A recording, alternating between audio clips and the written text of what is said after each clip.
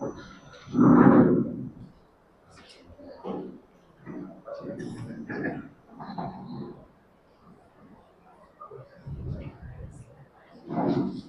પછીના આજના આપણા પુરુષોત્તમ યુગ અધ્યાય 15 ઉપરના સ્વામીજીના પ્રવચન માટે આપણે સૌ ઉપસ્થિત છીએ. શ્રદ્ધેય સ્વામીજીને ફૂલહાર અર્પણ કરી એમનું અભિવાદન કરવા માટે સૌપ્રથમ હું હર્ષદ કુમાર પુરાણી અને સુષ્માબેન પુરાણીને વિનંતી કરું કે તેઓ મંચ ઉપર આવે અને સ્વામીજીનું ફૂલહાર અર્પણ કરીને અભિવાદન કરે.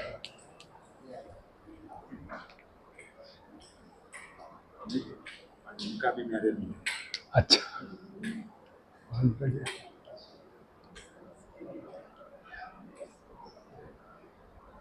ओम नमोस्तनंदाय सहस्रमूर्तये सहस्रपादाक्षिशिरोरुवाहवे सहस्रनाम्ने पुरुषाय शाश्वते सहस्रकोटि युगधारिणे नमः. દીક્ષિતભાઈ ત્રિવેદી અને અનુબેન ત્રિવેદીને વિનંતી કરું તેઓ બંને પણ લક્ષ્મીનારાયણ સ્વરૂપે અત્રે પધારે અને સ્વામીજીનું ફૂલહારથી અભિવાદન.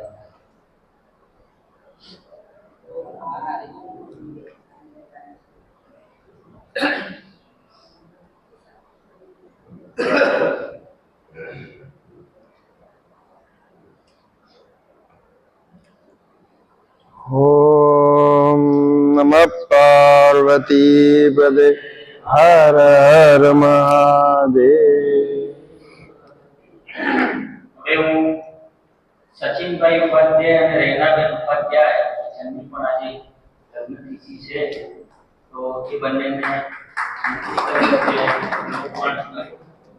સ્વામીજીનું ફૂલહાર.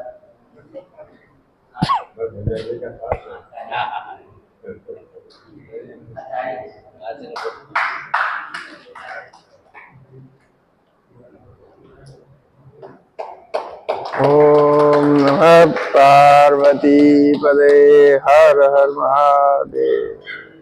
हर हर હરિ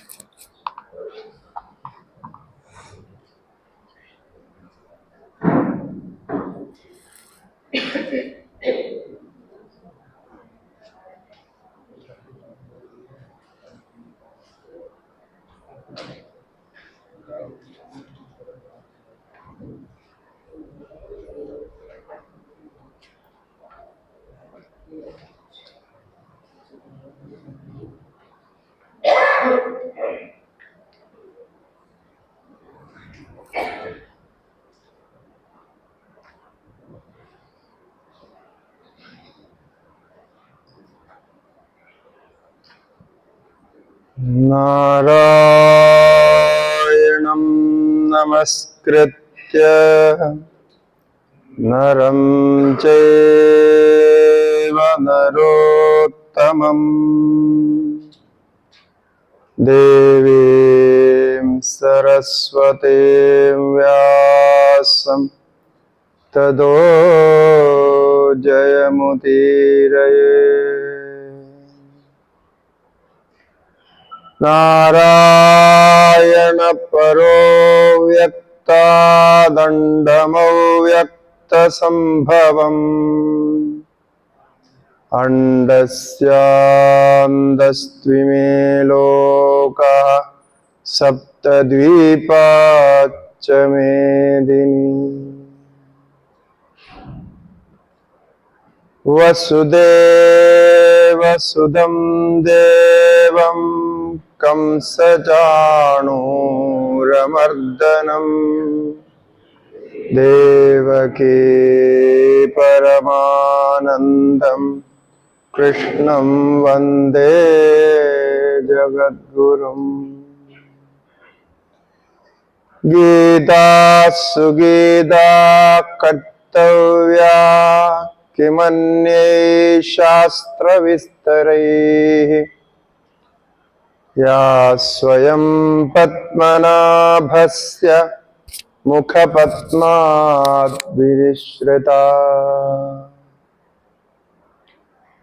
एकं शास्त्रं देवकी पुत्रगीतम् एको देवो देवकी पुत्र एव एको मन्त्रस्तस्य नामानि यानि कर्माप्येकं तस्य देवस्य सेवा कर्माप्येकं तस्य देवस्य सेवा। श्रुतिस्मृतिपुराणानामालयं करुणालयं नमामि भगवत्पादं शङ्करं लोकशङ्करं शङ्करं शङ्कराचार्यं केशवं बादरायणं सूत्रभाष्य कृतौ वन्दे भगवन्तौ पुनः पुनः। श्री गुरुभ्यो नमः। हरिः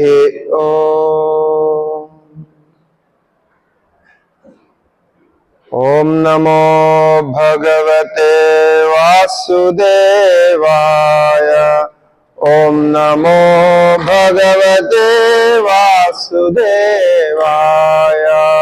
ओम नमो भगवते वासुदेवाय।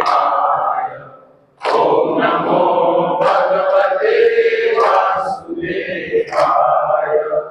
ओम नमो भगवते वासुदेवाय। ओम नमो भगवते वासुदेवाय। ओम नमो भगवते वासुदेवाय।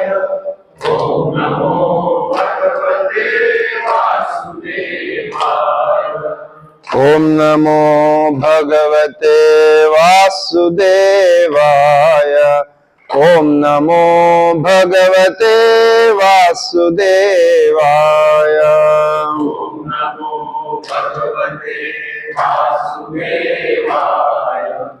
ओम नमो भगवते वासुदेवाय। ओम नमो भगवते वासुदेवाय। ओम नमो भगवते वासुदेवाय। ओम नमो भगवते वासुदेवाय। ओम नमो भगवते वासुदेवाय। ओम नमो भगवते वासुदेवाय।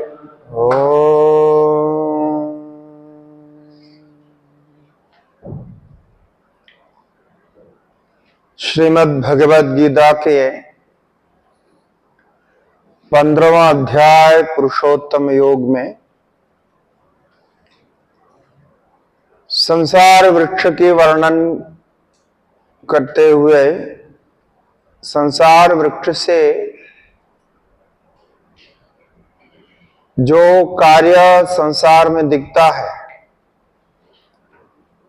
उसी से मुक्त होने के लिए क्या शस्त्र है, क्या मार्ग है, इसमें कहा असंक शस्त्रेण दृढ़ेन छित्त्वा। अर्थात इस संसार रूप वृक्ष को छेदन करना चाहते हैं, उसको जड़ से उखाड़ना चाहते हैं तो असंख्य रूप शस्त्र चाहिए, क्योंकि ये मायामय वृक्ष है, संसार माया वृक्ष है। ये मायामय वृक्ष का, अज्ञान से निर्मित इस वृक्ष का उच्छेद ज्ञान मात्र से होगा। ज्ञान के अलावा और कोई साधन इस वृक्ष को नाश करने में समर्थ नहीं है, इसलिए ज्ञान से ही इस वृक्ष को नाश करना है। तो अब उस ज्ञान के लिए क्या क्या साधन चाहिए और किस प्रकार उस परम पद को प्राप्त करता है, इसको 5वां श्लोक में कहा। निर्माण मोहाजिद संक दोषा अध्यात्म नित्या विनिवृत्त कामा।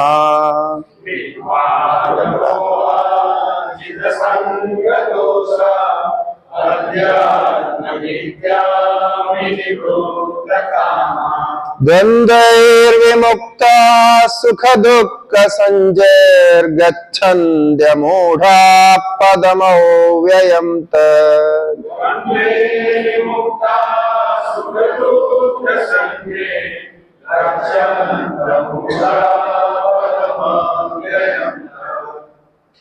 तो उस पद को प्राप्त करने के लिए ये सब साधन है। निर्माण मोहा जित संक दोषा अध्यात्म नित्या विनिवृत्त कामा। द्वंद्वैर विमुक्ता सुख दुःख संज्ञैः द्वंद्वैः विमुक्ता अमूढ़ाः पदम अव्ययम् गच्छन्ति। सीधा सीधा है। जिनके अंदर मान मोह नहीं है उनको कहते हैं निर्माण मोह। मान सम्मान की इच्छा भोग जिसको होती है उनको हमेशा दुख प्राप्त होता ही रहता है, क्योंकि हर जगह आपको वैसा मान तो मिलेगा नहीं, सम्मान नहीं मिलेगा। तो यदि आप मान की इच्छा रखेंगे तो कहीं मान मिलता है, कहीं नहीं मान मिलता नहीं।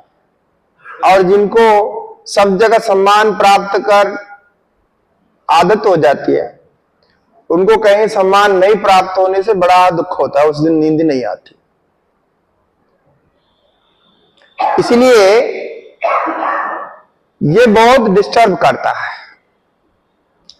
इसलिए मान मिले तो ठीक है, नहीं मिले तो भी ठीक है। अन्यत्र कहा गया जितना सम्मान से आपको आपकी शोभा बढ़ती है उससे कई गुना अधिक आपकी शोभा बढ़ती है, आपका तेज बढ़ता है यदि आप अपमान को सहन कर पाते हैं। और जगह कहा है विद्र नीति आदि में कि जिसको अपमान सहन करने की शक्ति है वही सम्मान प्राप्त करने के लिए जाए, क्योंकि सम्मान के बाद पीछे कौन सा अपमान आता है पता नहीं। तो जो अपमान सहन नहीं कर सकता वो सम्मान प्राप्त करने की भी इच्छा मत करे, क्योंकि जिसको बड़ा बड़ा सम्मान मिलेगा वैसे बड़े बड़े अपमान भी मिलेगा। इसलिए मान सम्मान ये बहुत बड़ा जो है बंधन होता है, यानी मन को चंचल करता है। मान मिले तो ठीक है, नहीं मिले तो भी ठीक है। ऐसा यदि उस भाव में बैठ सकते हैं तो बहुत अच्छा है। तो मान और मोह, मोह तो आप जानते ही है, आसक्ति, जिस विषय को जैसा जानना चाहिए वैसा नहीं जानता। किसी में मोह आ गया तो जैसा धृतराष्ट्र को दुर्योधन पर मोह आ गया तो दुर्योधन ने जो कुछ किया सबको उसने सही समझा, गलती को ही सही में बदल देता है। ऐसे मन मोहित हो गया किसी में तो मोहित व्यक्ति का विवेक नष्ट होता है।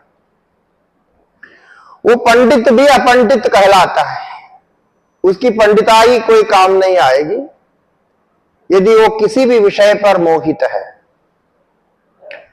जित संक दोषाः, शत्रु मित्र दोनों के सानिध्य में जो संक होता है, द्वेष प्रीति, ये दो भाव होते हैं, इसी को संक दोष कहते हैं। शत्रु के साथ मिलने से शत्रु भाव, मित्र के साथ मिलने से मित्र भाव, और जिसने ये दोनों संक दोष से मुक्त हो गया वही आध्यात्मिक पथ पर चल सकता है। जिसमें संक दोष लगेगा वो आध्यात्मिक पद पर आगे बढ़ नहीं सकता। आध्यात्मिक पद पर क्या, वो अच्छी तरह से जीवन भी नहीं चला सकता। तो संक दोष से भी मुक्त रहना चाहिए। अध्यात्म नित्याः, अध्यात्म ज्ञान मन परमात्मा स्वरूप के आलोचन पर जो ज्ञान है, उपनिषदों का ज्ञान, वेदांत का ज्ञान, इसका निरंतर जो विचार करने में समर्थ है और ऐसे विचार करने की इच्छा रखती है, रुचि रखता है, तो वो अध्यात्म ज्ञान नित्याः विनिवृत्त कामाः।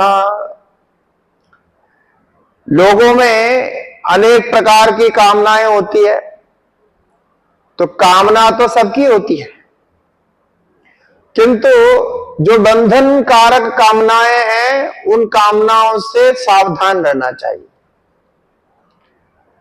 एक कामना को पूर्त करेंगे, दूसरी कामना ऐसे ही उपस्थित हो जाएगी और वो उपस्थित होकर फिर आपको नीचे गिरा देगी, यानी आपको ऊपर उठने नहीं देगी आध्यात्मिक मार्ग की दृष्टि से।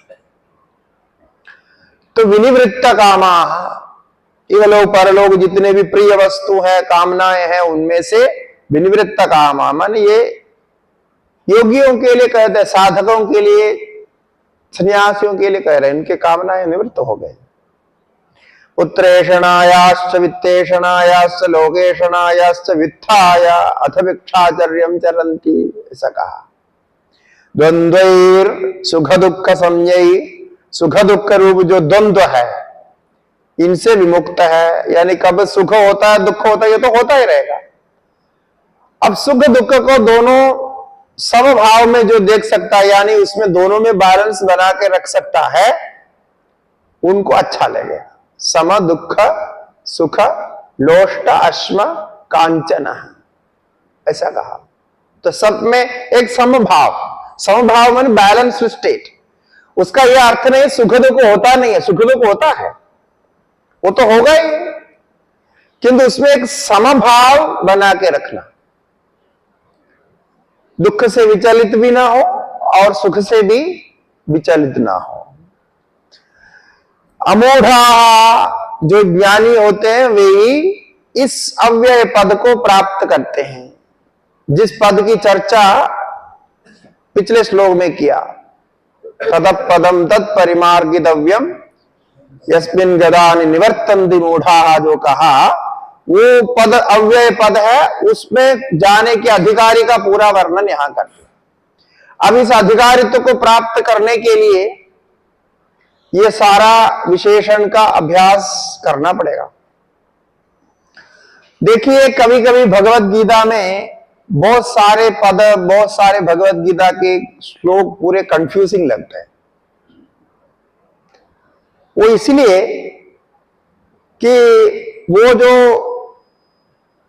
अर्जुन है, अर्जुन तो ये बोल रहा था, गलती से बोल रहा था, समझ के तो नहीं बोल रहा था। उन्होंने बोला कि संसार से मुक्त होना है मुझे, और इस संसार के ये जो भी बंधन है मुझे नहीं चाहिए, मैं तो युद्ध करना नहीं चाहता हूं और मुझे आप जाने दीजिए, ऐसा बोला था। तब भगवान ने माना नहीं, उल्टा उनको कहा तुमको युद्ध करना ही पड़ेगा, ऐसा कैसे तुम जाओगे तो बड़ा बदनाम हो जाओगे। वो तो मान अपमान तो नहीं चाह रहा था। अब बोला कि नहीं, तुम्हारे ये हो जाएंगे, ऐसे ऐसे बोल के उनको बड़ा समझाया, फिर उनको बिठाया, फिर सुनाना शुरू कर। और बाकी जितने भी उपदेश दिए सब साधु बनने को उपदेश दिया। अब आप देखिए, जो 5वां अध्याय में है, 12वां अध्याय में है, 13वां अध्याय में है, आप पीछे से लेकर के चतुर्थ अध्याय से लेके वही उपदेश दिया उनको कि यही अच्छा है। बोला मतलब कुल मिला के देखेंगे तो वही लगेगा कि यही अच्छा है, और उनको बिठा के बोला कि तुमको ये करना नहीं। अब जिसको जो करना नहीं उतना सारा ये इनको क्यों सुना रहे? क्योंकि ये असलियत है, इसलिए सुना रहे कि आचार्य को, सुनाने वाले को ये होना चाहिए, जब आप सुनाएंगे, तत्व ज्ञान सुनाएंगे तो सच्चाई से सुनाना है, सीधा सीधा बोल देना है। उसके बाद में कहना है कि ये तुमको मैंने सुनाया, लेकिन ये तुमको करना नहीं, तुमको करना ये है। ऐसा अर्जुन को समझाया। इसलिए जो कुछ भगवान ने अर्जुन को सुनाया सारा अर्जुन के लिए नहीं है इस समय, वो तत्व ज्ञान की दृष्टि से सुना है। न तद्भासयते सूर्यो न शशांको न पावकः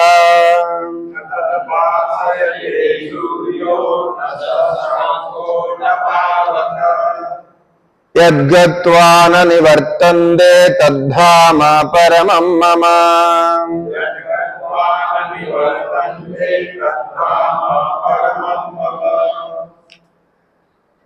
न तद्भासयते सूर्यः न शशांकः न पावकः।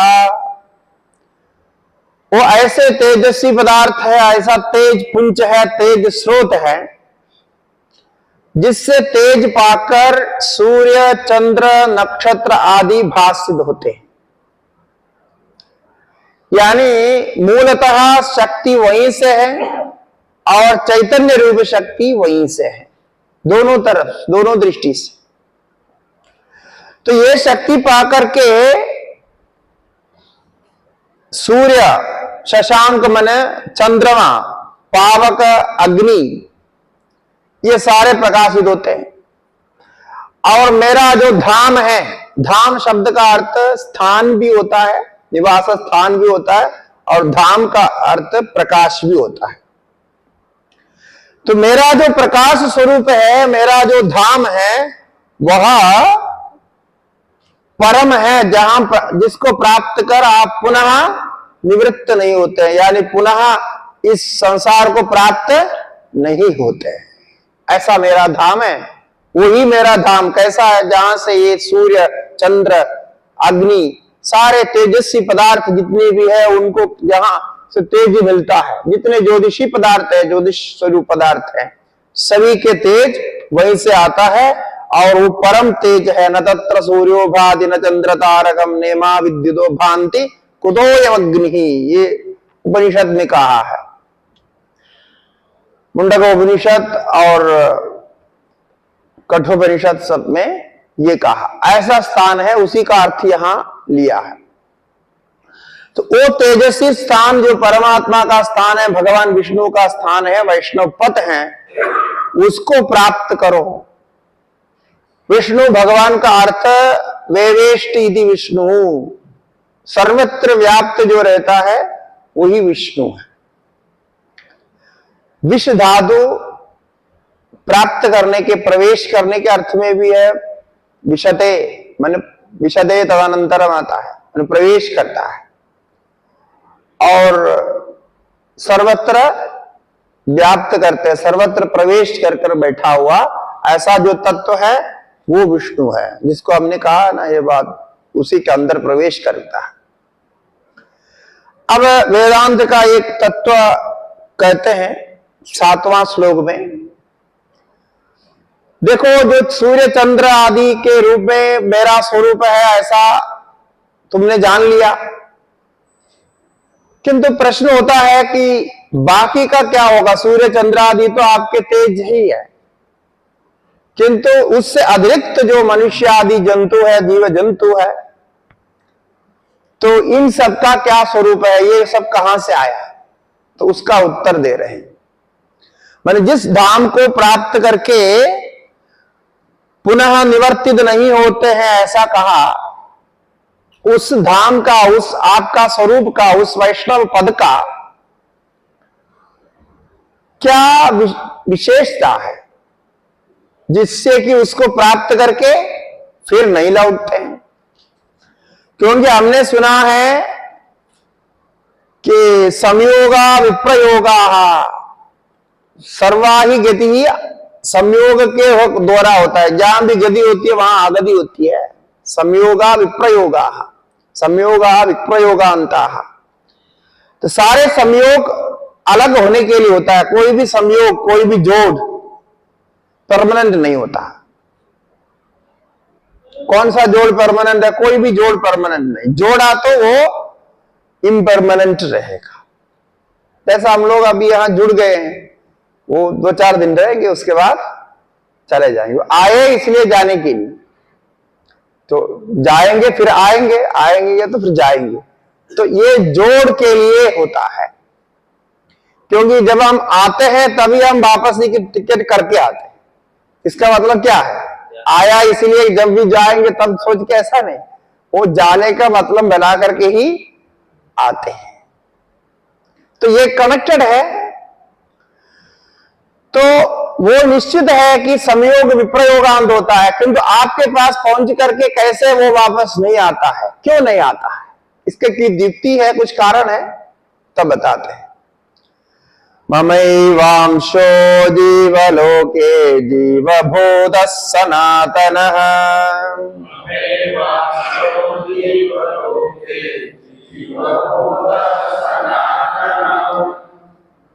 मनःषष्ठानि इंद्रियाणि प्रकृतिस्थानि कर्षति।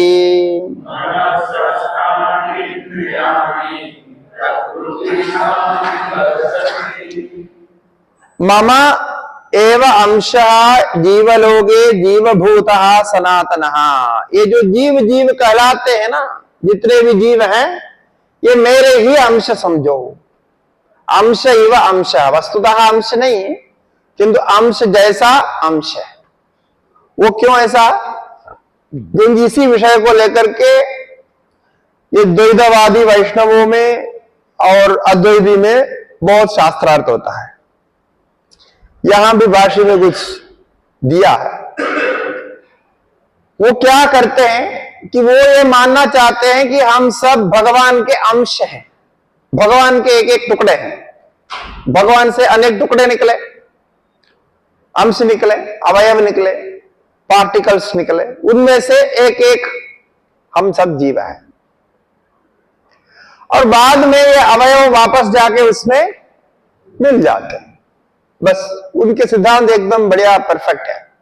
वहां से निकला कुछ टुकड़े, फिर बाद में भजन करो, संध्या करो, पूजा करो, सेवा करो, सब करने के बाद में फिर ये वापस वहां जाके मिल जाएंगे, बस एक हो जाएंगे, ऐसा कहते हैं। और वेदांती कहते हैं ये संभव नहीं है। क्यों संभव नहीं है? अभी प्रैक्टिकल प्रॉब्लम देखिए। भगवान से कोई टुकड़ा निकलना है, परमेश्वर परमात्मा से यदि टुकड़ा निकलना है,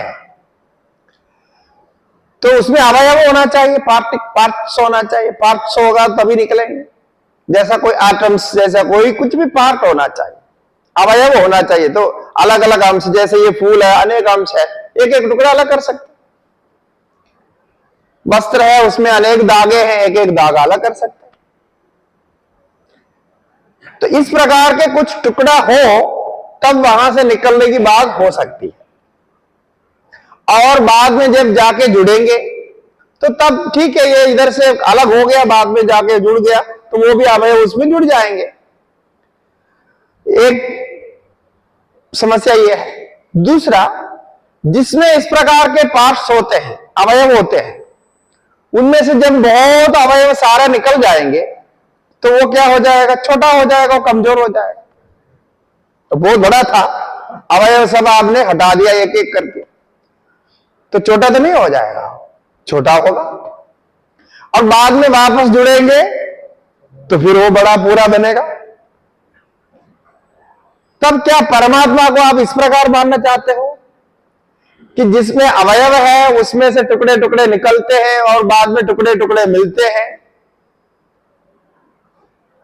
तब तो भगवान अच्युत नहीं होगा, अव्यय नहीं होगा, बीच में घटने वाले बढ़ने वाले, जैसे किसी का मोटापा बढ़ता रहता है, मोटापा कम होता रहता है, ऐसा होता ही रहेगा। फिर ये तो ऐसा भगवान को कैसे मान सकते, परमात्मा को? अब ये है उनकी तर्क। इसलिए ये जो अंश यहां कहा गया, ममैव अंशः इव, अंश जैसा निकलता है जैसा मान लो, लेकिन वास्तव में ऐसा कुछ निकलता नहीं। जैसा सूर्य से तेज फैलता है, प्रकाश फैलता है, तो सूर्य से कुछ निकल करके फैलता नहीं है ना। सूर्य स्वयं तेज रूप है, वो प्रकाश रूप ही है, तो उसका प्रकाश फैलता हुआ जैसा दिखता है, किरण फैलते हैं। किंतु उससे कोई अंश नष्ट हुआ है, घटता है, बढ़ता है, ऐसा नहीं है।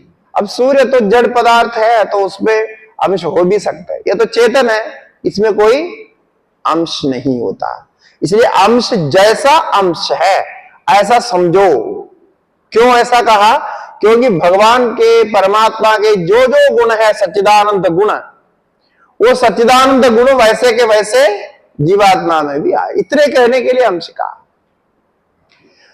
जैसे एक दीपक से जब दूसरा दीपक आप जलाते हैं, तो प्रथम दीपक के जो गुण होते हैं, उष्णता, प्रकाश इत्यादि, सब दूसरे दीपक में भी वैसे का वैसा आता है। इस प्रकार से ये आया है। जीव भूता सनातन, सनातन मन वो हमेशा के लिए रहता है। मनश्रेष्ठान इंद्रियाणि प्रकृति स्थान कर्षति। और ये जीवात्मा इस शरीर में प्रवेश करके क्या करता है कि जीव में भगवान के अंश से कल्पित जो जीव है वो कैसे संसार को प्राप्त करता है, क्या करता है आने के बाद में? वो मन षष्ठ, मन सहित जो 6 इंद्रिय है, पंच ज्ञानेंद्रिय और मन, इनको मिलाकर के प्रकृति स्थानी, अपने अपने स्थान में रहते हुए, कान आदि स्थान में रहते हुए, कर्षति, विषयों को खींचता है, मन विषयों के प्रति आकर्षित होता है, विषयों का अनुभव करता है, तब वो जीव बन गया, तब उसका नाम जीव है। इस प्रकार जीव संसार से सारे विषयों का अनुभव करता है और उसी से सुखी दुखी होता रहता है। शरीरम यदवाप्नोति यच्चाप्युत्क्रामतीश्वरः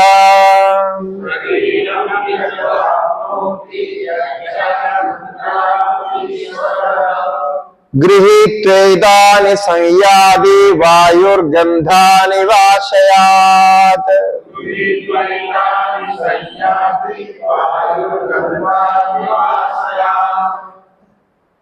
अब इस श्लोक में जो 8वां श्लोक है, ये आप किस प्रकार इस शरीर से परलोक को प्राप्त करते हैं, इस शरीर से कैसा निकलता है, ऐसा कहते हैं। ये शरीर छोड़ के जाएंगे ना परलोक के लिए, जो सूक्ष्म शरीर, जिसका नाम सूक्ष्म शरीर है, इस शरीर से सूक्ष्म शरीर बाहर निकलता है, परलोक को गमन करता है। तो गमन करता हुआ दिखाई नहीं देता, जो यहां शरीर है वो वही दिखाई देता है। अब यहां से गमन कर गए, ये आपको दिखाई नहीं देता है, ये समस्या है। तो आया है, ये आता हुआ भी दिखाई नहीं देता, जाता हुआ भी दिखाई नहीं देता। चलो आता हुआ दिखाई इसलिए नहीं देता, वो मादा के गर्भपात्र में है, कब आकर के प्रवेश किया ये पता नहीं चल रहा, वो तो ठीक है, लेकिन जाता हुआ तो दिखना चाहिए था। बाहर ही है तो वो तो खुला है, किंतु जाता हुआ भी नहीं दिखता, आता हुआ भी नहीं दिखता है। इसीलिए लोगों को संशय होता है इसमें कुछ होते भी है कि नहीं होते हैं। ये कैसा चल रहा, ये सारे वैज्ञानिक इसके पीछे लगे हुए हैं, उनको अभी तक समझ में नहीं आया ये होता क्या है, चलता कैसा है। वो अपने हिसाब किताब लगाते हुए जा रहे हैं, वो आया है कि नहीं आया है, कैसा है, आने के बाद क्या होता है ये पता है उसको। तो आया कैसा है और जाता कैसा है ये पता नहीं। ये यंत्र जब बंद हो जाता है, ये गाड़ी जब बंद हो जाती है, तब वो मिशन दिखा देता है गाड़ी बंद हो गई है, अब चला गया है, तब वो बोलता है पास देवे, मतलब वो निकल गया। अब क्या निकल गया ये पता नहीं उनको, अभी कोई मिशन ने उसको पकड़ा नहीं। तब करते हैं, ऐसा होता है, शरीरम यदा आपनोति यच्चा अपि उत्क्रामतीश्वरः। ये जो शरीर को प्राप्त करता है, इस शरीर में प्रवेश करता है। जैसा प्रातः काल में कहा, वो अंतर्यामी बन करके प्रवेश करता है। कैसे प्रवेश करता है वो विस्तार से शास्त्रों में लिखा है। तत्सृष्ट्वा तदेवानुप्राविशत, भगवान ने सृष्टि की, क्या ये शरीर को बनाया, बनाने के बाद में जैसा आप घर बना करके गृह प्रवेश करते हैं, ऐसे मुहूर्त दे करके भगवान इसमें प्रवेश करके बैठ गए, बस इतना कहता है। और वो भी कैसा, वहां ऐतरेय उपनिषद में एक कथा है, आप ऐतरेय उपनिषद पढ़े होंगे तो वहां है कथा एक, और दूसरे अध्याय में कहते हैं कि भगवान ने ये मनुष्य को बनाने के पहले बहुत एक्सपेरिमेंट किए। वो पहले देवताओं को बनाए, तो देवताओं को बनाए, भूख प्यास इत्यादि सबको बनाए। तो देवताओं ने कहा कि आप तो बना तो लिए, लेकिन हमारे लिए भोजन व्यवस्था, ये सारे जो है खाने पीने व्यवस्था, सब कुछ कहां से मिलेगा? ये तो कोई आयतन बनाना पड़ेगा, कोई घर बनाना पड़ेगा, ऐसे बना के छोड़ने से नहीं होगा। फिर हमको जो 4 वेद पुरुषार्थ है ये सब करना है, इसके लिए कोई स्थान तो चाहिए। तब ठीक है, फिर एक बना देते हैं, ऐसा सोच के उन्होंने एक एक आकार बना करके लाए। पहले घोड़े को बना करके लाया, घोड़े का आकार। वो जो देवता वहां खड़े थे, देखा कि ये बोले कि ये ठीक नहीं है, ये अच्छा नहीं है, हमारे लिए पर्याप्त नहीं है, क्योंकि घोड़ा जो है बैठ नहीं सकता, कर्म कैसे कर सकता है? वो तो दौड़ ही सकता है, तो कर्म कर नहीं सकते, उसका हाथ पैर भी ठीक नहीं है, और खड़े नहीं हो सकते, प्रदक्षिणा नहीं कर सकते, वो नमस्कार नहीं कर सकते, तो कर्म कैसे करेंगे? फिर उनके इंद्रियों भी ठीक नहीं है, बुद्धि भी इतनी ठीक नहीं है, बोले कि इसमें रह करके 4 पुरुषार्थ प्राप्त करना असंभव है, ये गाड़ी ठीक नहीं। उन्होंने मना कर दिया, तो वो छोड़ दिया, बोले कि ठीक है, फिर घोड़े को अलग कर दिया। उसके बाद गाय को बना के लाए, उससे थोड़ा बेहतर, थोड़ा सात्विक, थोड़ा इतने दौड़ते नहीं, धीरे धीरे जाएगी, ऐसे करके गाय को थोड़ा सा बदल करके बना करके लाए। तभी उन्होंने सब कुछ आगे पीछे ऊपर नीचे देखा, बोला ये तो उससे थोड़ा अच्छा है, लेकिन पूरा ठीक नहीं है।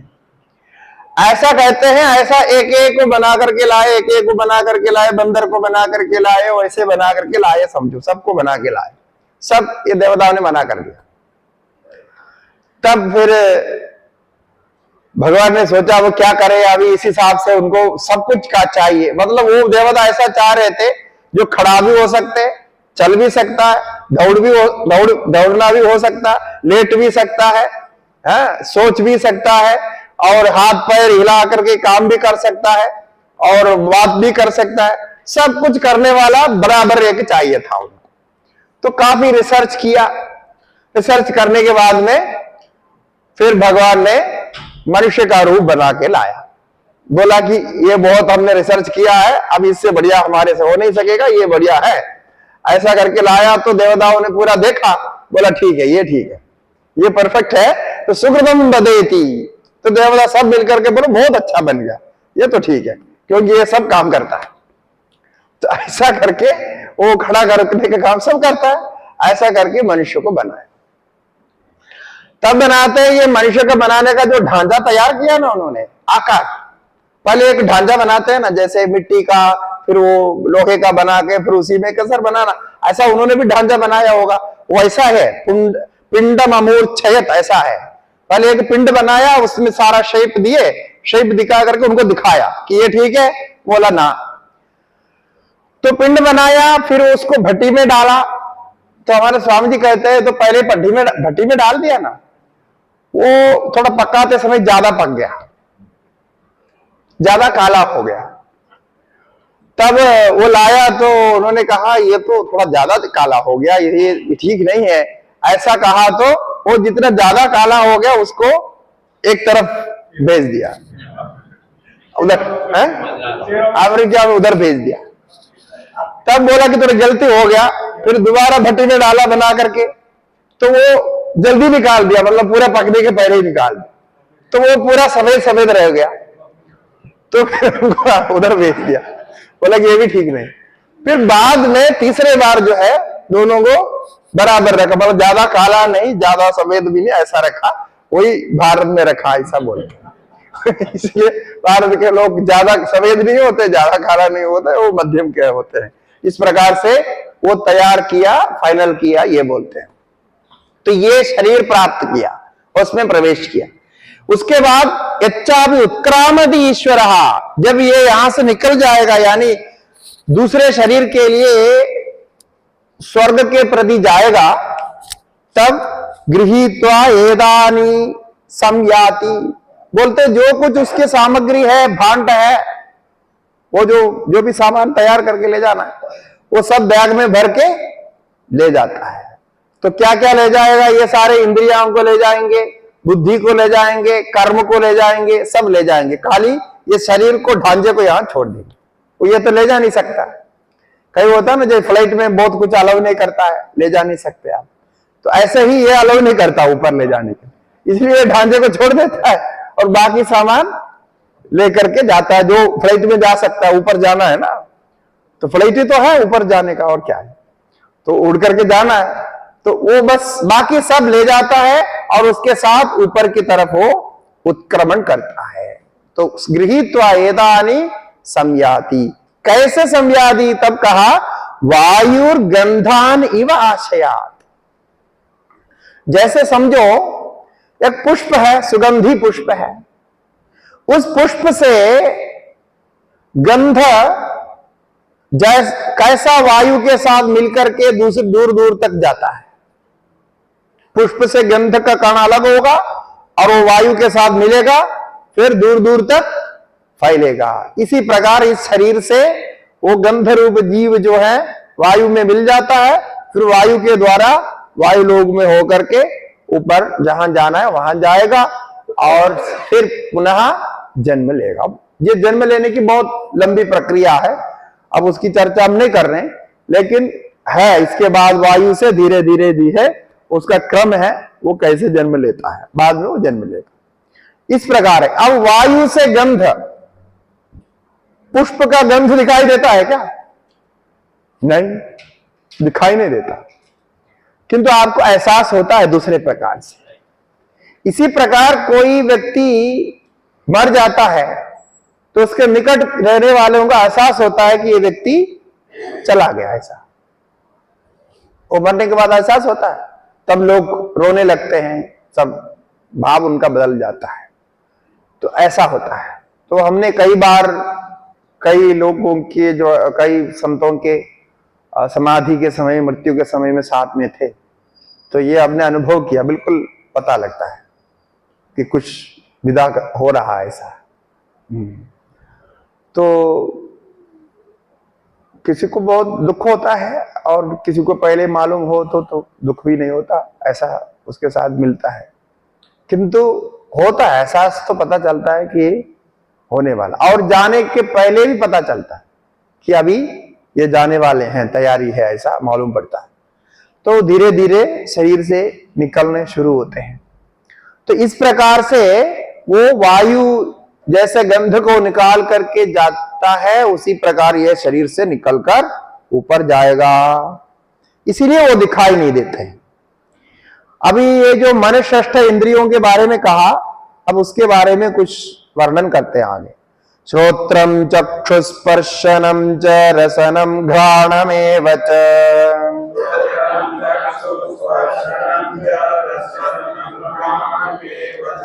अधिष्ठाय मनश्चायं विषयानुपसेवते।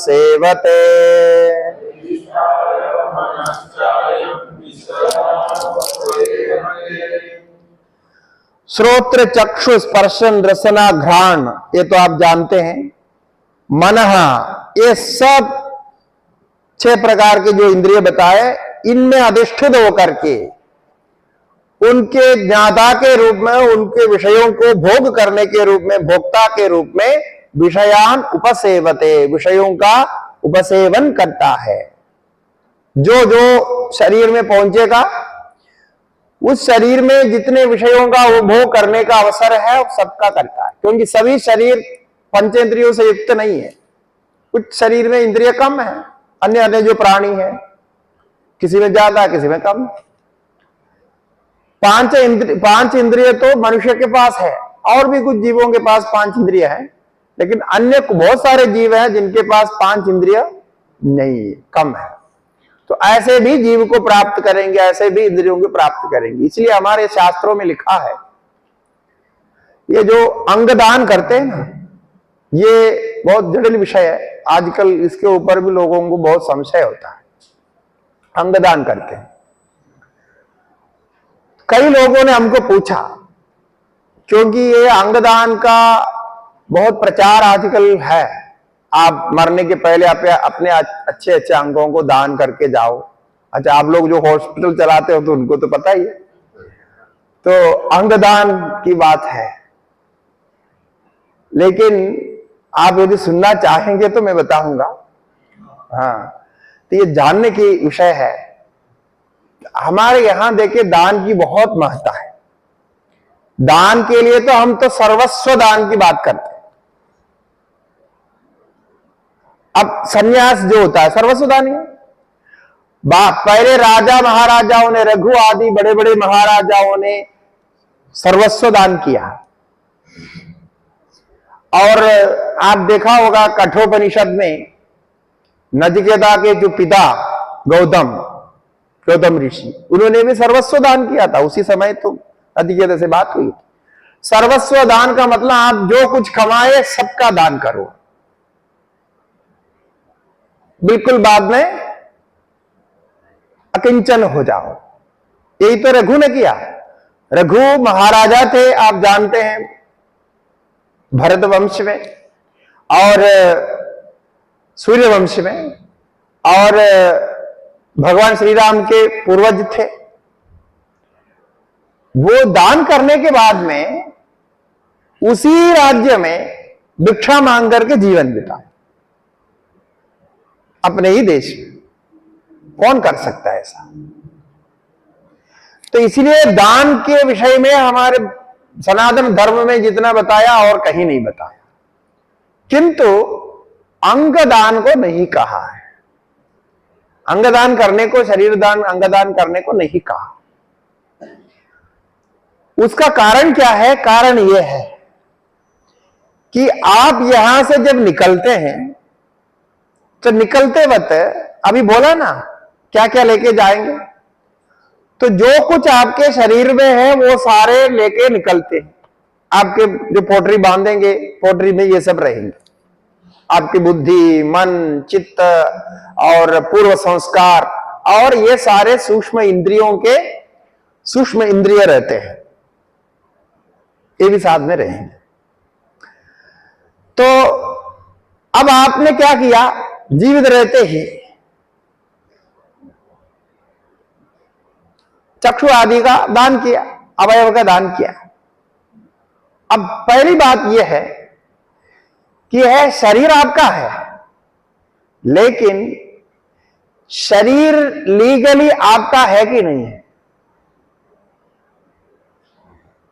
लीगली शरीर आपका है कि नहीं है? लीगली है, मॉरली नहीं है।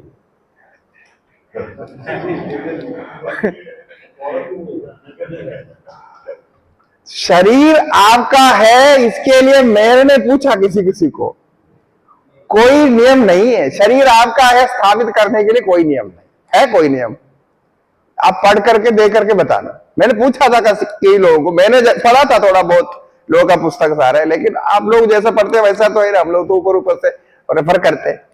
तो कहीं भी ये नहीं लिखा है, यानी ये स्थापित करना कानून के हिसाब से मुश्किल है कि ये शरीर आपके लीगली आपका है, ये स्थापित नहीं कर सकते। ये तो पहली बात है, ये नियम की बात है।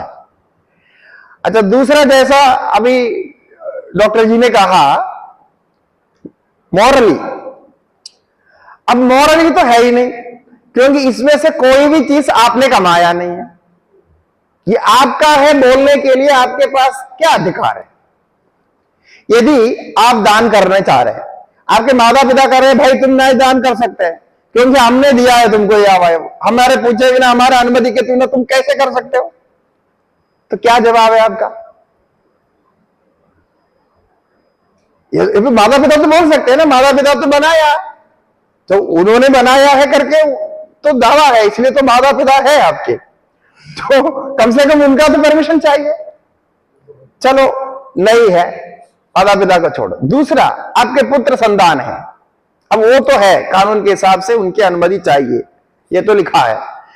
अब पुत्र संतान बोलते हैं कि आपके अवयव देने के लिए हम तैयार नहीं है, क्योंकि आप उनके पिता हैं। वो कहते हैं कि हम आपके शव संस्कार अंत्येष्टि पूर्ण अवयवों के साथ करना चाहते हैं, हम नहीं देंगे। ये बात तो कानून के अंतर्गत है। यदि पुत्र आदि विरोध करते हैं तब तो नहीं दे सकते, ये तो सही है।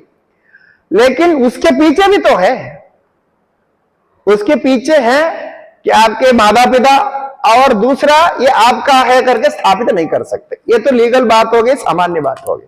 किंतु शास्त्र क्या कहता है? अभी ये जो शरीर से निकल जाएगा दूसरे के लिए, तो उसने क्या किया बंदे ने? उसने अपने आंग अवयव आदि दान दे दिया। तो दान दे दिया तो उसका अर्थ क्या होता है? इदम न मम, ऐसा करके होता है।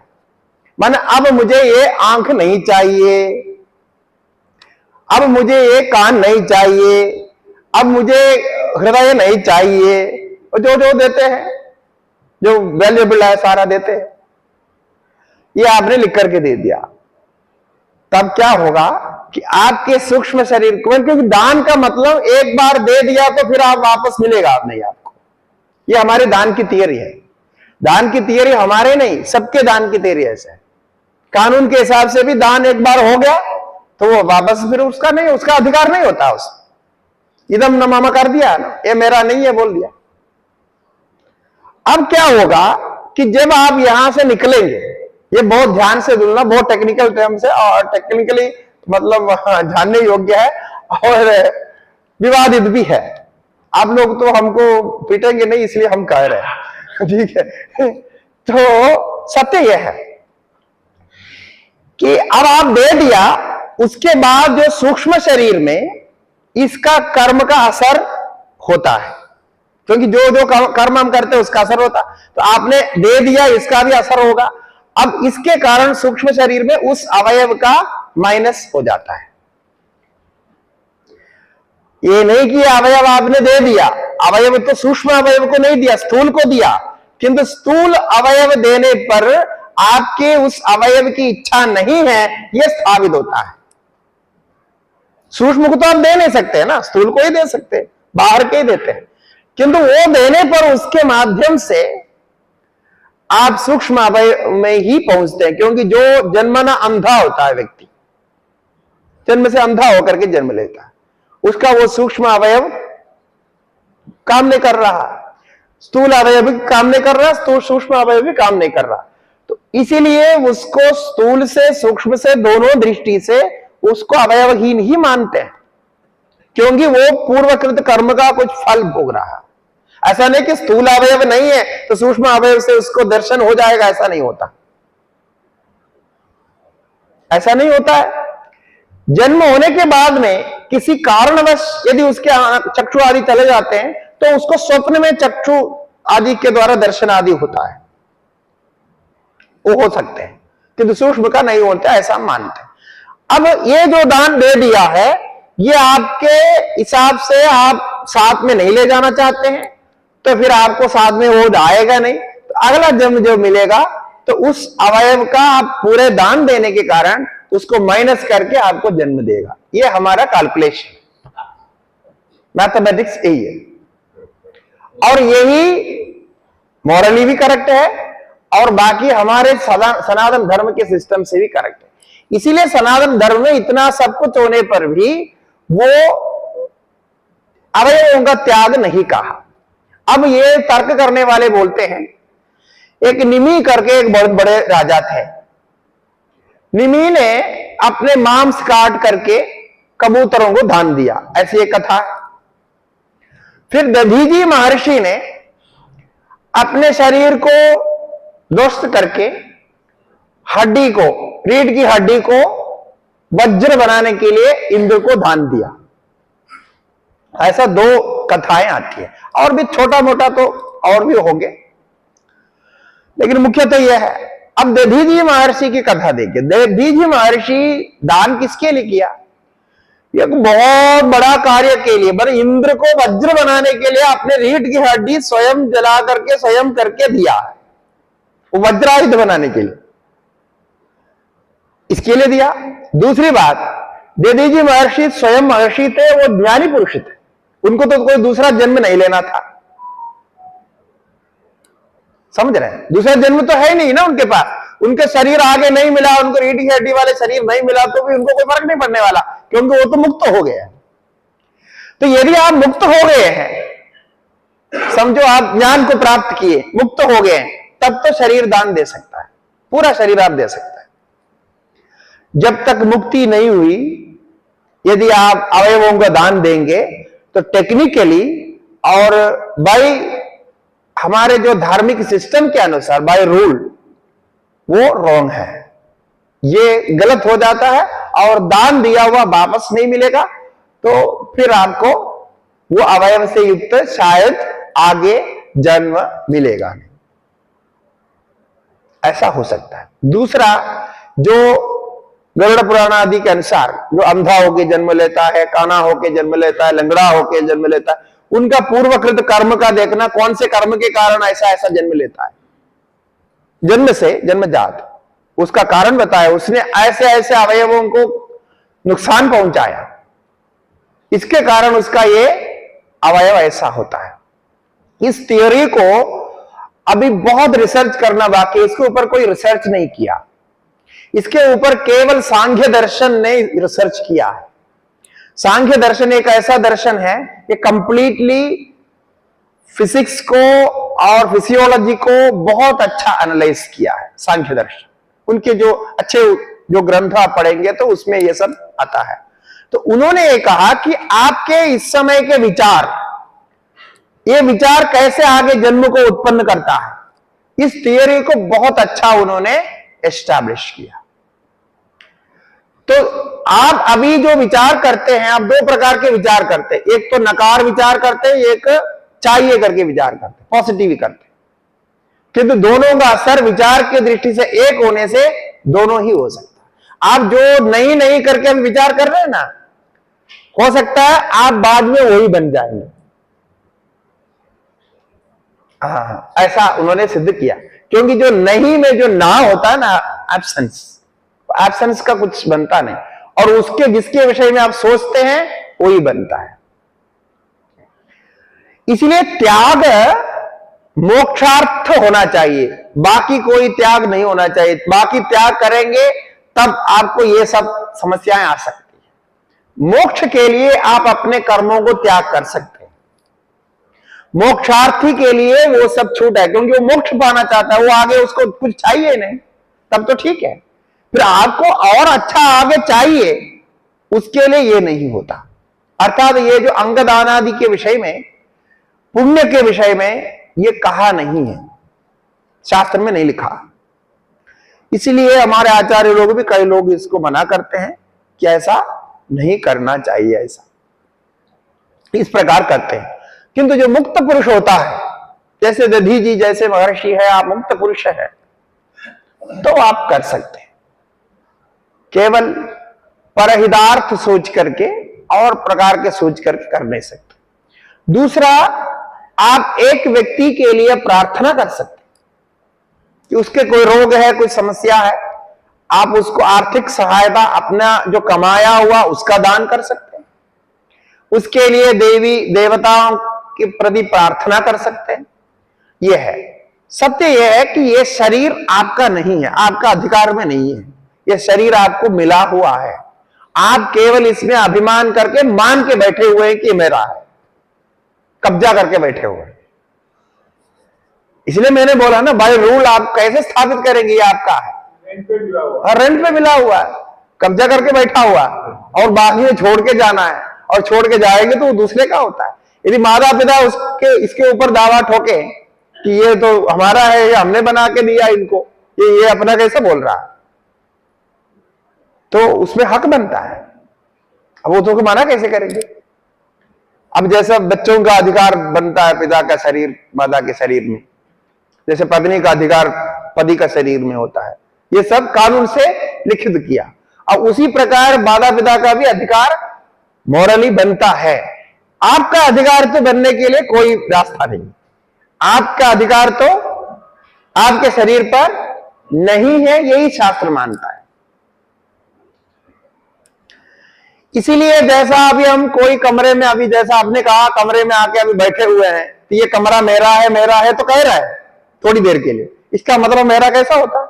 अब आप बेच सकते हैं क्या? 4 दिन आपको चाबी मिल गया, कल बेच के चले जाएंगे, कमरा फ्लैट बेच के चले जाएंगे, होगा क्या? नहीं होगा। ऐसे कैसे होता है? तो अथवा उसके अंदर जो सामान है, फर्नीचर है, एक एक निकाला और बेच दिया, 4 दिन के कमरा भाड़ा मिल जाता और सारे फर्नीचर खत्म कर दिया और उसमें जो भी मटेरियल लगा है बेच के गया, ऐसा हो सकता है? तो फिर कैसे हो सकता है बताओ? किसी भी प्रकार नहीं हो सकता।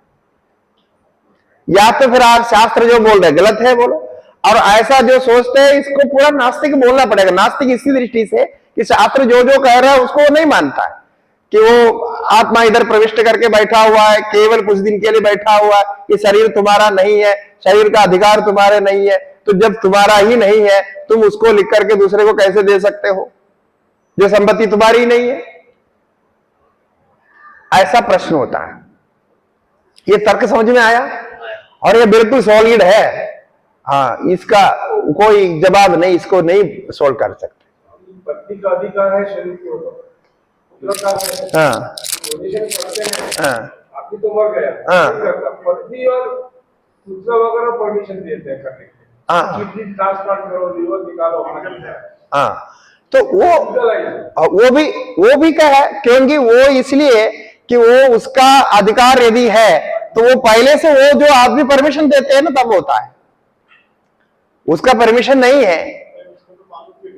ना, उसको नहीं, उसको मालूम नहीं है, तो वो मालूम नहीं है तो ये आएगा ना, उसका आगे वाला कर्म में संबंध आएगा, और वो इनके ऊपर जो है क्या बोलते हैं, दोष लगेगा, पाप लगेगा कि इसने जो है उसको प्रयोग कर दिया। सूक्ष्म जीव के साथ में तो ज्ञानेंद्रिय जाते, कर्मेंद्रिय कहा जाता है। नहीं, कर्मेंद्रिय नहीं, ज्ञानेंद्रिय का गोलक, अब चक्षु आदि तो ज्ञानेंद्रिय का गोलक है, और लीवर किडनी वो तो इंद्रिय नहीं है, लेकिन अवयव है, वो अवयव है। अभी इंद्रिय समझा तो ये 5 को ही है, बाकी कोई इंद्रिय समझा नहीं है, लेकिन उसमें भी है इंद्रिय, उसमें भी है चेतनता, उसमें तो त्वचा तो है ही, त्वचा एक इंद्रिय है हमारा, त्वचा है सब में।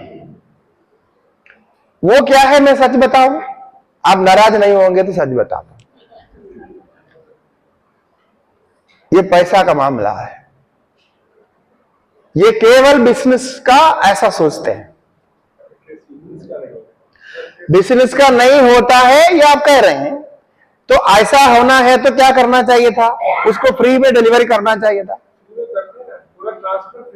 नहीं, वो जो देने वाला नहीं, जो उसको अप्लाई करते हैं या प्रयोग करते हैं, नहीं, वो तो कोई संस्था करती हो गया, वो पैसा खर्च करके, लेकिन उसका बिजनेस उसके पीछे रहता है। और दूसरा, ये जो कर्म का संबंध है, अभी जैसा संपत्ति लिख करके दिया बोला, तो ये संपत्ति मान करके लिख करके देने के लिए कुछ होगा तो हो सकता है, उसके अपनी संपत्ति मान करके लिख करके दिया हो तो हो सकता है। अब ये अच्छा, कभी कभी क्या होता है कि जैसे किसी का जो है अवयव निकाल के वो अपने पति के लिए या फिर उसके लिए ट्रांसप्लांटेशन करते हैं, वो तो होता है। जैसे किडनी को, किसी का एक किडनी निकाल करके दूसरे को दे दिया, वो दे दिया, ऐसा करके हो सकता है। तो उसमें भी बाकी तो ठीक है, बाकी आप रिश्ते के कारण उनको मदद करने के लिए कर रहे हैं, वो प्लांटेशन किया, सब कुछ किया, लेकिन उसमें भी ये तो आएगा ही कि दान का विषय है कि नहीं है, वो ये प्रश्न तो रहेगा तब भी, क्योंकि ये आपके अधिकार में आकर के दान का विषय बना अथवा नहीं बना। इसीलिए शरीर के जो शास्त्र के दृष्टि से शरीर आपको यूज करने के लिए मिला है, ये हम मानते हैं। तो उस स्थिति में आपका इसमें से कोई भी निकाल करके प्रयोग करने का, इसको संरक्षित करने का, इसके द्वारा मोक्ष तक पुरुषार्थ प्राप्त करने का आपको अधिकार है, लेकिन लेना देने का जो अधिकार है, जैसे हमने कल पैतृक संपत्ति के बारे में बोला, तो पैतृक संपत्ति में भी तो ऐसा ही है, उसको आप पूरा दान नहीं कर सकते, उसको प्रयोग कर सकते, उसके बाद दूसरे को देना है, अपने पितृ को देना। इस दृष्टि से ये सारा गलत हो जाता है। फिर इसको प्रमोट क्यों करते हैं, उसका बहुत सारे कारण है। जैसा आप बोल रहे हैं, कुछ लोग तो फ्री में करते हैं और कुछ लोग तो इसका बड़ा व्यवसाय करते हैं, और जैसे ब्लड बेचने से लेकर के सारा कुछ उसमें तो व्यवसाय चल रहा है। और कुछ लोग तो दान में देते हैं, ऐसा है कि नहीं है कि हम नहीं मानते। अब जैसा दीदी जी ने दान में दिया, लेकिन वहां कारण क्या है, उसका कोई जन्म संबंध नहीं है आगे, तब हो सकता है यदि आप पक्का है कि आगे नहीं है। तो यदि आप समझते हैं चलो मैं आंख दे रहा हूं अभी, आगे मैं अंधा होकर जन्म लूंगा तो मुझे कोई प्रॉब्लम नहीं, तब दे सकता है, तब दे सकता है, क्योंकि आप उसको त्याग कर दिया तो आपको वो नहीं चाहिए, तो आगे ऐसा हो तो भी मेरे कोई दिक्कत नहीं, ऐसा स्वीकार करते हैं तो परफेक्टली उसके हाथ में है वो, तो उसके लिए हम कुछ नहीं कर सकते। वो फिर भी वो दूसरे का माल दे रहा है, दान का जो नियम के अनुसार दूसरे का माल दे रहा, ऐसा होता है। तो इतने में मना करते हैं। और ये शास्त्रों में क्यों नहीं लिखा, इसका मैं कारण कह रहा हूं, क्योंकि शास्त्र में इसको लिखना चाहिए था। यदि ऐसा होता तो अन्य सारे चीजों के दान का पूरा चिट्ठा बना रखा है जगह जगह, इतने इतने मोटे ग्रंथ बने हुए, क्या क्या आप दान कर सकते हैं, उसमें यह नहीं लिखा है। तो ये एक प्रश्न है। अच्छा, अब कुछ लोग कहते हैं कि उस समय ये ट्रांसप्लांटेशन और दूसरे करना इत्यादि नहीं था, वो ऑपरेशन आदि होते नहीं थे, तो ये होना संभव नहीं था, इसलिए नहीं लिखा है, ऐसा कुछ लोग कहते हैं। लेकिन ऐसा भी नहीं है। जहां तक आयुर्वेद की बात है, आप सुश्रुत संहिता में और अन्यत्र में बहुत सारे ट्रांसप्लांटेशन के काट करके लगाने के सारे विधि वहां बताए हुए हैं। और ये आजकल के जो मेडिसिन का डेवलपमेंट होने के कई हजारों साल पहले ये संभव था और किया भी था। और ये महाभारत में भी बहुत जगह आता है। महाभारत में युद्ध में जाते हैं तो युद्ध में किसी किसी का अवयव कुछ कट जाता है, कुछ निकल जाता है, सब तो होता ही थे, तो उसको सब रिप्लांटेशन किए हुए वहां शस्त्र शल्य क्रिया जिसको बोलते हैं, शल्य क्रिया वहां है। तो ये उपचार करने वालों में सारा लिखा हुआ है। तो कम से कम 4-5 हजार साल पहले तो थे। अब वैदिक काल में नहीं थे कोई बात नहीं, लेकिन उसके बाद भी तो व्यवस्था तो बना ही सकते थे, लेकिन ऐसा नहीं लिखा है। तो इसीलिए ये दान के दृष्टि से जो कहा जा रहा है, ये शायद हमारे सनातन धर्म के इस हिसाब से नहीं होना चाहिए। होने पर ये जो सूक्ष्म शरीर की ये जो इतने इतने भेद आते हैं, ये कहने का तात्पर्य है। इसलिए ऐसे ऐसे विषय है जो हम शास्त्रीय धर्म से, जैसे भ्रूण हत्या, ये भी एक बहुत बड़ा विषय है। हमारे यहाँ पाप ही कहा है उसको, अब किसी भी प्रकार उसको अपाप नहीं कहा, उसका कोई प्रायश्चित भी नहीं बोला। ऐसे करने वाले को अगले जन्म में बच्चा होगा नहीं, वो निसंतान रहेंगे, एक जन्म में कई जन्म तक निसंतान रहेंगे, ऐसा बोला। तो इतना स्ट्रांगली जब बोल रहे हैं तो इसका क्या तात्पर्य हो सकता है? बिना जान के, बिना समझ करके तो नहीं बोल रहे हो। तो है, हम नहीं जानते, हम शास्त्र को नहीं मानते, हम आधा नास्तिकता का प्रयोग करते हैं, तो अलग बात है।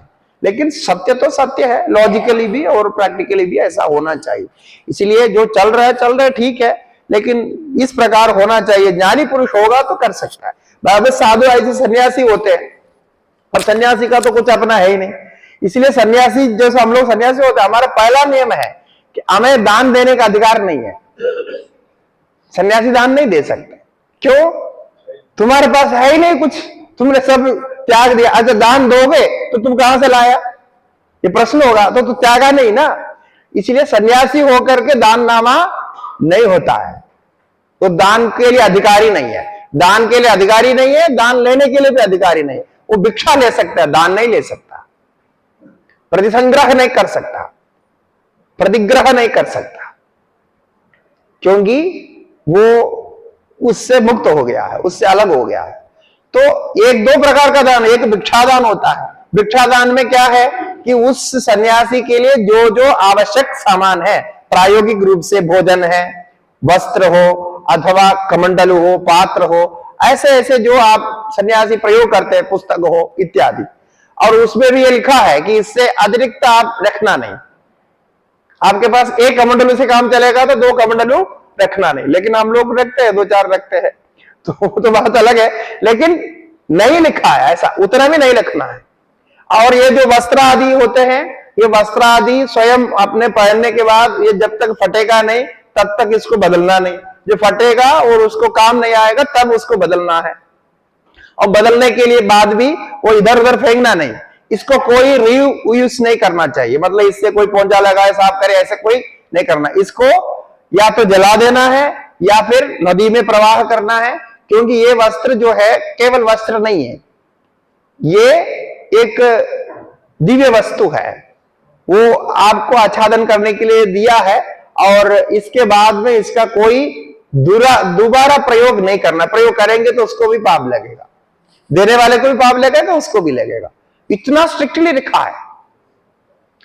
तो इसीलिए क्योंकि उसके पास कुछ रहता नहीं, तो जिसके पास है वो करें, जिसके पास नहीं है वो ना करें, यही इसकी प्रक्रिया है।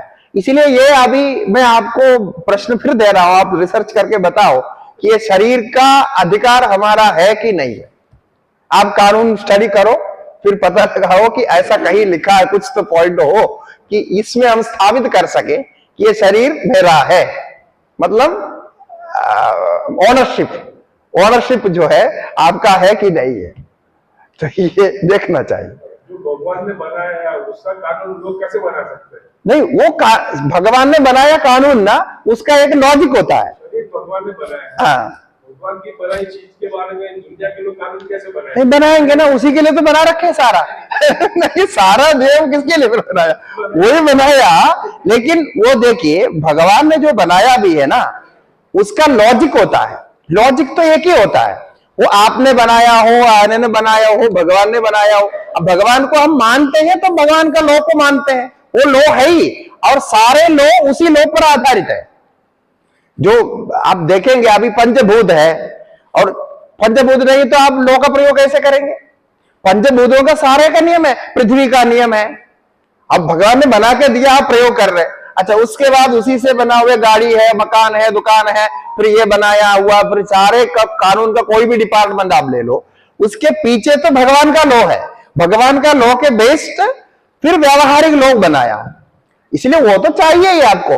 उसके बिना, जैसे आप मॉरल बोलते हैं ना, मॉरल लॉ जो भी होता है, तो मॉरल लॉ का मतलब क्या है? वो तो लिखित नहीं होता, वो आपको मान के चलना है, तो वो भाव से होता है, मानने से होता है। तो वो भी एक लॉ ही है, उसको भी अपनी तरह से मान्यता है। तो लिखित लॉ कुछ और होता है, क्योंकि लिखित लॉ कंप्लीट नहीं है।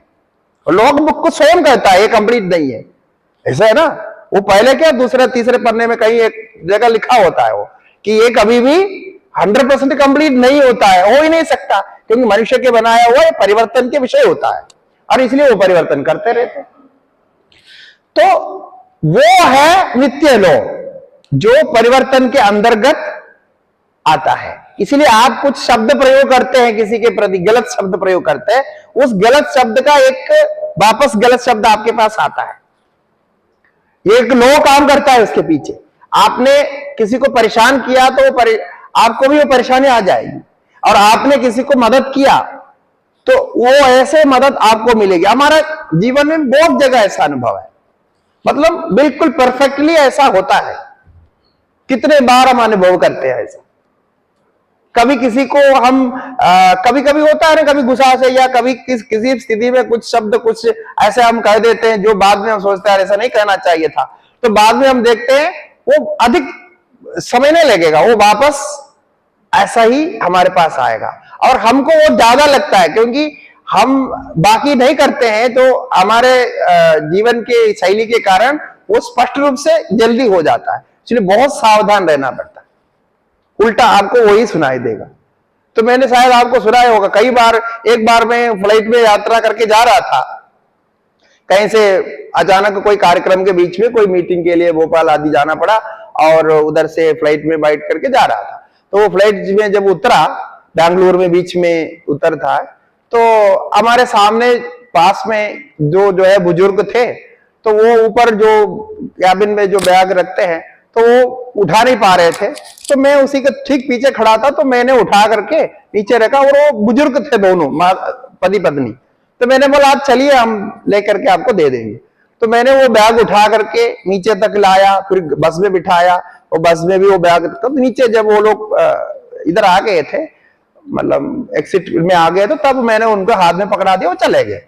बस इसके बीच में कोई बातचीत कुछ नहीं हुआ, तो उन्होंने कुछ बोला भी नहीं, हमने कुछ देखा भी नहीं, और जाते सब वो मुस्कुरा करके वो बैग पकड़ के चले गए। अब उसी यात्रा में जब मैं रिटर्न जा रहा था, तो इधर से मैं फ्लाइट में बैठा, ऐसे ही मैं वहां जाके कोचिन में उतर रहा था जहां नेक्स्ट वो उधर था। तो उसी में वापस जब 3 दिन कुछ कार्यक्रम था, मीटिंग के लिए आया, तो उसके बाद जा रहा, तो वही मेरे पास में 2 और पति पत्नी बैठे हुए थे। वो तो इतने बुजुर्ग नहीं थे, युवा लोग ही थे। तो वो लोग, जब मैं ऊपर से बैग निकाला तो उन्होंने मेरा बैग हाथ में लिया और ऐसे ही ले जा करके फिर वो गाड़ी में लेकर के वो वहां तक गाड़ी में उतार करके हाथ में दिया। उन्होंने भी मेरे से कुछ बातचीत नहीं की, बस कुछ नहीं बोला, ऐसे करके उधर दे दे। तो मैं तो हंस रहा था अंदर, क्योंकि ये देखिए बिल्कुल एक्सैक्टली वो कोई रिलेशन नहीं है, कुछ भी नहीं है। अच्छा, उन लोगों को मेरे कुछ करने की जरूरत नहीं थी, क्योंकि तो मैं तो युवा हूं, पकड़ के जा सकता हूं, मेरे पास एक ही बैग है, वो तो क्या है। लेकिन उन्होंने क्या सोचा होगा, साधु है, वो बैग लेके जा रहे हैं तो हम मदद करेंगे, उन्होंने उस दृष्टि से किया होगा, तो हमने दूसरी दृष्टि से की। ऐसा होता है, एक्सैक्टली आपको ऐसा ही वो पकड़ा जाएगा। तो फिर मैंने उनको कहा, परिचय भी पूछा नहीं, कुछ नहीं पूछा, वो बैग वहां दे दिया, फिर वो चले गए और दे दिया, बस हो गया। तो ऐसे कई बार कई घटना ऐसा होते, तो इसका मतलब वो हमको हो रहा है ऐसा नहीं है, सबको होता है वो। लेकिन किसी को मालूम पड़ता है, किसी को नहीं मालूम पड़ता है। आपको याद रहता है, हमें बहुत समय याद रहता है, हम कहीं गलत शब्द बोलते हैं तो हम सावधान रहते हैं, हमको पता है ये शब्द घूम फिर करके कभी ना कभी आएगा, और जब वापस आएगा तो भी हमको स्मरण होता है, देखो पहले ऐसा कहा था, इसके कारण ये वापस आया, ऐसे होता है। तो इसका क्या है कि ये रूल है, ये भगवान का रूल है। ये जो वापस आपको दिया जा रहा है, ये तो हमारा रूल नहीं है, ये भगवान का रूल है। और भगवान का रूल को मदद करने के लिए, सपोर्ट करने के लिए हम रूल बना के रखे कि वो उसने गलत किया तो उसको सजा देना चाहिए, ऐसा करके। तो इसलिए कुछ है ये इसमें सिद्धांत। तो हम दूसरे विषय पे चले गए थे, समय भी हो गया, इधर समाप्त करते हैं। श्री गुरुभ्यो नमः। हरि ओम नमः पार्वती पदे। हर हर महादेव। नमो नारायण।